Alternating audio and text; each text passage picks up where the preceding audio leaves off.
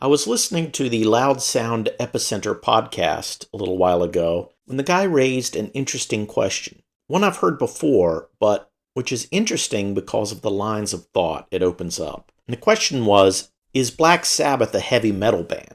My take on this has always been that this is a case of the founder problem. The founder problem can be expressed like this.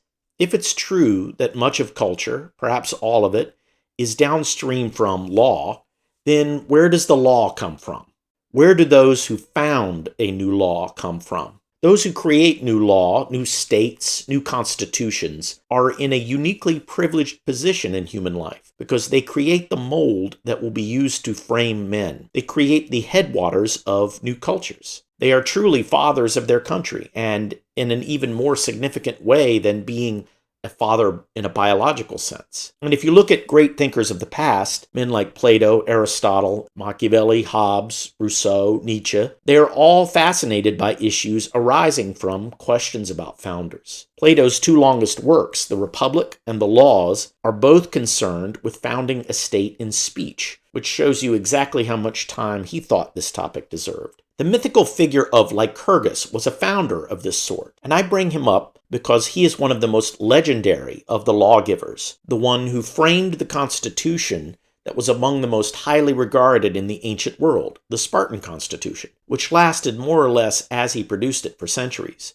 And if you read a text like Plutarch's Life of Lycurgus, you immediately realize just how interesting and important the question of lawgivers or political founders really is. Plutarch's work opens with the comment, concerning Lycurgus the lawgiver, in general, nothing can be said which is not disputed. We're not even sure what time period he lived in. Plutarch tells us that Lycurgus traveled to Crete and to Ionia and possibly also to Egypt and other parts of Africa, perhaps believing that he really did these things, but you need to remember that these places were associated with law and politics and different forms of government. And so in saying that he went to these places, that's actually another way of saying that he considered these different ideas about law. And so perhaps Plutarch is telling us that as a political thinker, Lycurgus was aware of the human possibilities. He had the various human possibilities in mind when framing his constitution. When Lycurgus returned to Sparta, he became a revolutionary. As Plutarch says, he was convinced that a partial change of the laws would be of no avail whatsoever, but that he must proceed as a physician would with a patient who was debilitated and full of all sorts of diseases. He must reduce and alter the existing temperament by means of drugs and purges and introduce a new and different regimen. These words, temperament and regimen, are pointing us to Greek words like politeia, which is the regime which governs a state, and from which we get the word politics. The conservative tendency is to preserve a state, but a state may perhaps be in a condition like that of a man who is very ill, and in order to save it, may require an entirely new constitution, an entirely new regime. The example of Lycurgus and Plutarch suggests that there is another position,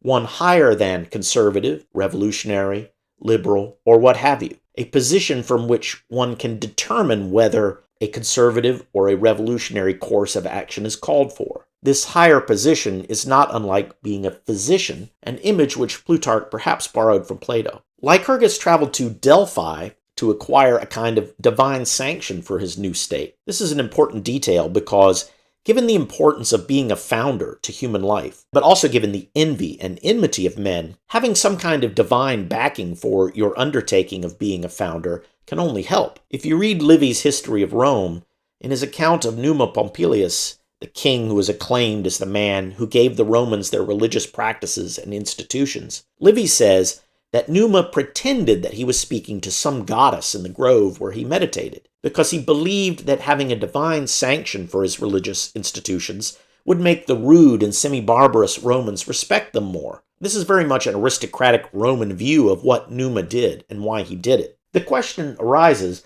was Lycurgus a Spartan? And the answer is no. Not in the sense of being a Spartan whom the ancients described, the sort of Spartans who fought with the Athenians and against the Romans and so on. Rather, Lycurgus created the constitution which framed those men. In similar fashion, The American founding fathers were not Americans as we think of them. Americans as we know them are, in a sense, the product of the Constitution and the laws as they framed them, and then as they were later transformed. The founders or founding fathers or the lawgivers are, in a way, outside the laws they frame. And in like fashion, to return to the opening question, Black Sabbath is not a heavy metal group. Rather, they are a crucial band whose music, in a way, laid down the laws by which heavy metal music was framed. This is a little bit different since now we're talking about art and not law, and I'll go back to the issue of being a founder in the arts rather than politics later on. To return to Lycurgus, an interesting note which bears thinking about is that he was a revolutionary, but he was not of the left. This is critical because today people typically associate being conservative with being on the political right, and being progressive or revolutionary or liberal with being on the political left. But these are separate issues. A conservative, as I understand it, is someone who supports an existing regime. Now, that regime may be a left or a right regime, left and right in the sense of left being based on equality, on the people, or as the Greeks would say, on the hoi polloi, the many. Right being based on excellence and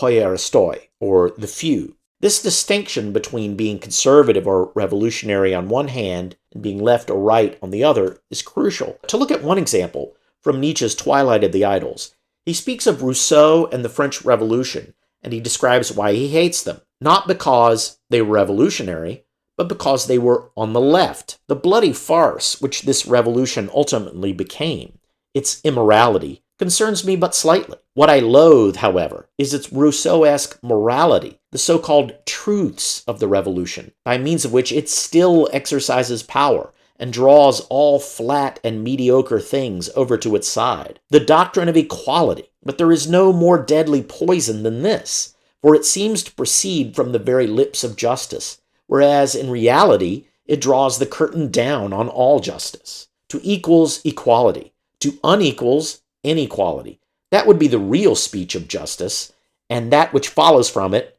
never make unequal things equal. The fact that so much horror and blood are associated with this doctrine of equality has lent this modern idea par excellence such a halo of fire and glory that the revolution as a drama has misled even the most noble minds. That, after all, is no reason for honoring it the more. To equals equality, to unequals inequality. That's Aristotle's formula from the Politics, and it's a formula of the right. The fact that the revolution was revolutionary, that people died, this is not his concern, he says.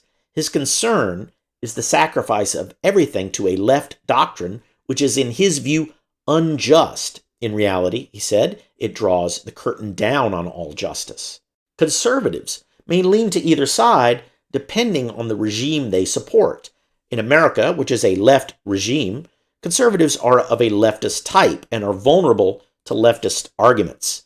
Arguments in favor of increasing equality or of equity, for example, are hard for conservatives to rebut. Although conservatives will try to support a regime, they can also from time to time put forward efforts toward reforming a regime that has become corrupted or damaged. So it's also a conservative response to try to repair a system. Constitutionalists in America tend to have this view. But to return to Plutarch's Life of Lycurgus, there may come a time when the state is so debilitated and full of diseases that it cannot be fixed, and a new regime must be instituted. Such a time is a revolutionary time, and conservative views will not find much purchase or use. But the revolutionary that comes will not necessarily be left or right. In fact, one could argue that revolutions would do well to include elements of the left or right, simply because, as we saw in the Aristotle fragment, there are elements of human life that are not entirely reducible to a left or right heuristic.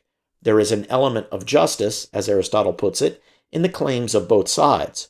And in Lycurgus, we see that he took this into account. His first effort was to establish his regime, and his regime was of the right. Plutarch says that he established an oligarchy as a middle balance between tyranny and democracy. But his second effort was to reduce inequality among citizens.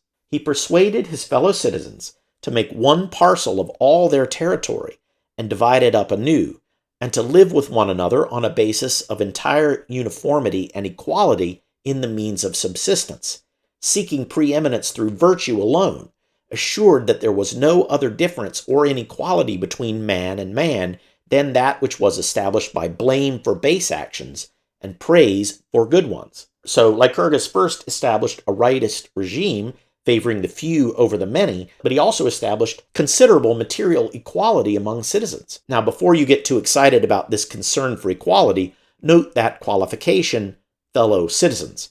I believe the majority of people living in Lacedaemonian territory were helot slaves.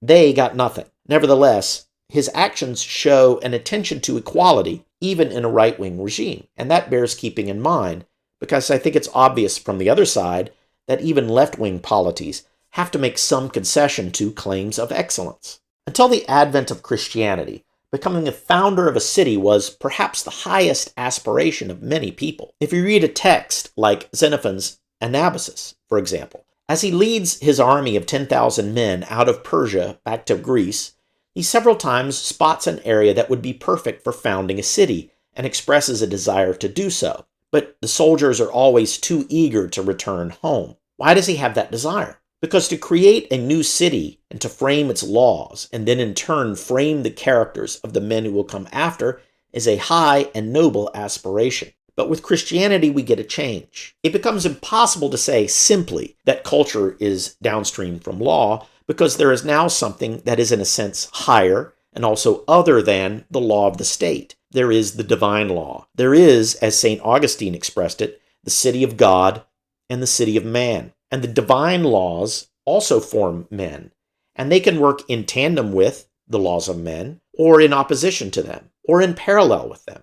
Man becomes a more complex creature to be managed when we consider the interoperation of human and divine law. To take one example, St. Thomas More had a very difficult problem on his hands when his king, Henry VIII, declared himself the head not only of the state, but also of the church. The problem More faced was something other than that which Seneca faced when he was dealing with the tyrant Nero. In the modern era, this increasingly complicated connection between human and divine became a very fruitful area of thought. One of the most interesting fruits of this connection can be found in the work of Machiavelli. Machiavelli himself notes in the preface to his Discourses on Livy that a new way of understanding political affairs is necessary, and he positions himself, I would say, as a new kind of founder, one who is founding a school of thought, a new kind of thought. Albeit the jealous temper of mankind, ever more disposed to censure than to praise the work of others, has constantly made the pursuit of new methods and systems no less perilous than the search after unknown lands and seas. Nevertheless, prompted by that desire which nature has implanted in me, fearlessly to undertake whatsoever I think offers a common benefit to all, I enter on a path which, being hitherto untrodden by any, though it involve me in trouble and fatigue, may yet win me thanks from those who judge my efforts in a friendly spirit. So, a common benefit to all. He's not just thinking of a benefit to a city or a nation. There's a universalism at work in Machiavelli. Not that universalism didn't exist in the work of Plato, but by the time of the moderns, there is a dimension to it that I think is a bit broader. Machiavelli even describes what he believes is necessary to thinking in the manner in which he wants men to start thinking.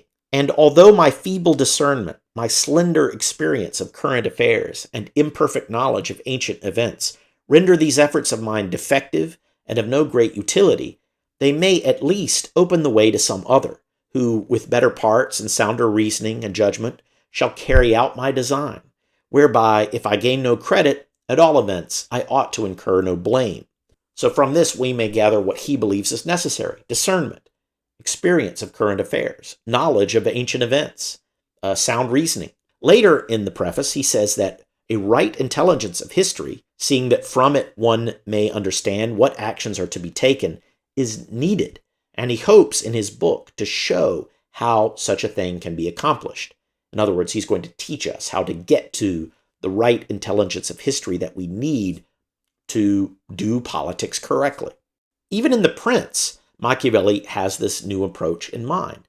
In chapter 6, when discussing the difficulties which those who become princes using their own power face, he says the following: La difficoltà che hanno nell'acquistare il principato nascono in parte da nuovi ordini e modi che sono forzati di introdurre per fondare lo Stato loro e la loro securità. The difficulties they have in acquiring their state arise in part from the new rules and methods which they are forced to introduce to establish their government and its security.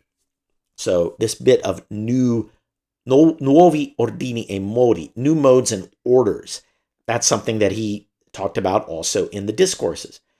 And here I want to suggest that what Machiavelli says applies to princes also applies to himself, namely that he is imposing new modes and orders in thought. And if we go a little further in chapter 6, I think it's easy to see that that can be applied to himself as well. And it ought to be remembered that there is nothing more difficult to take in hand, more perilous to conduct, or more uncertain in its success than to take the lead in the introduction of a new order of things, because the innovator has for enemies all those who have done well under the old conditions, and lukewarm defenders in those who may do well under the new.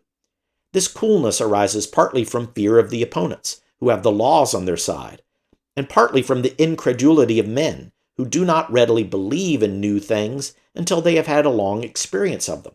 Thus it happens that whenever those who are hostile have the opportunity to attack, they do it like partisans, whilst the others defend lukewarmly, in such wise that the prince is endangered along with them. The implication is that men are generally a little conservative and will tend to go along with existing systems rather than try to overthrow everything. Indeed, to go against the system is to be a rebel of a sort.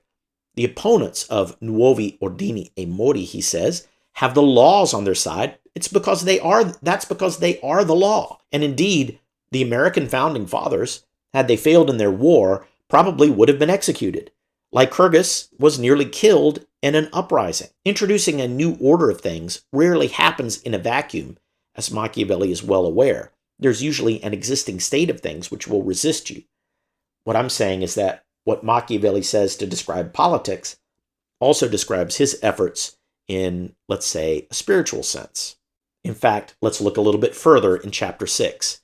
Machiavelli makes the interesting claim that all armed prophets have conquered and unarmed ones have been destroyed. And he cites Savonarola as an example of the latter. But this example points us to the more exalted example of Savonarola's master, Jesus. And so we should ask, was Jesus an unarmed prophet or an armed prophet, as Machiavelli understood it? Was Jesus destroyed, or did he conquer? Machiavelli does not give his own opinion on this explicitly, but from context, we can see that this is a very interesting question. And I would suggest that anyone who wants to understand Machiavelli in depth should try to think through what his answer to these questions would be, because I believe he does give us enough information to figure it out. If you read further, in chapter 12, which is about how many kinds of soldiery there are, he tells you what he thinks arms are. And here's what he says: I say, therefore, that the arms with which a prince defends his state are either his own, or they are mercenaries, auxiliaries, or mixed.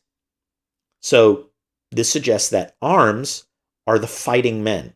Well, Jesus had disciples. Jesus had followers. Jesus was armed.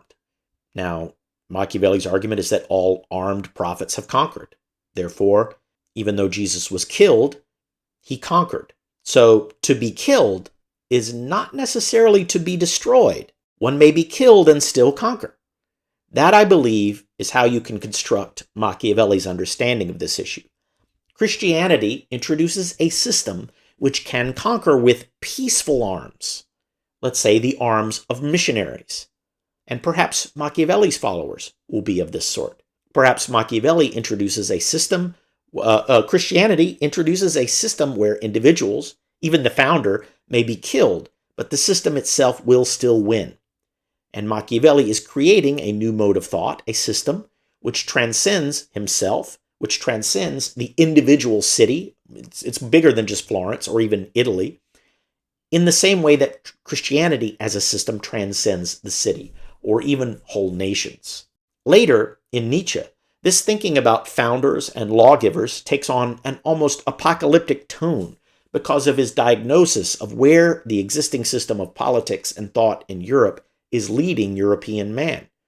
Nietzsche has such concern for what will become of man that he has a lot to say about who will form the formers or the lawgivers of a new order, a new philosophical and spiritual order.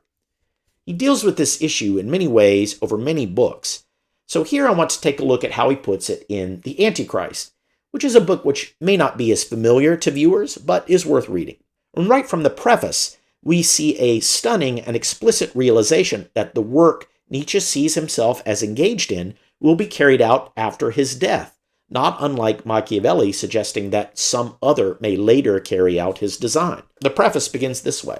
This book belongs to the very few. Maybe not one of them is yet alive, unless he be of those who understand my Zarathustra. How can I confound myself with those who today already find a hearing?